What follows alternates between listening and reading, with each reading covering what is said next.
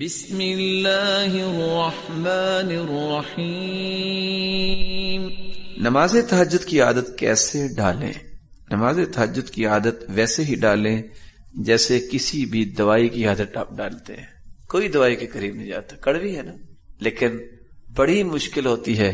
کھانا کھانے لگے، رکے ذرا میں دوائی ایک لے لوں، وہ ٹیبلٹ ایک لینی تھی۔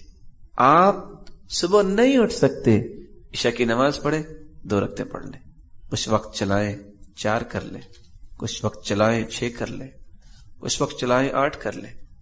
آپ ایک مضبوطی کرتے ہیں، پھر آپ نماز کے لیے آپ نے اٹھنا ہے، مثال کے طور پہ 5:25 پہ آج اذان ہے، تو آپ کیوں نہیں کرتے کہ میں اپنا جو اٹھنے کا وقت ہے وہ 5 بجے لگا لوں۔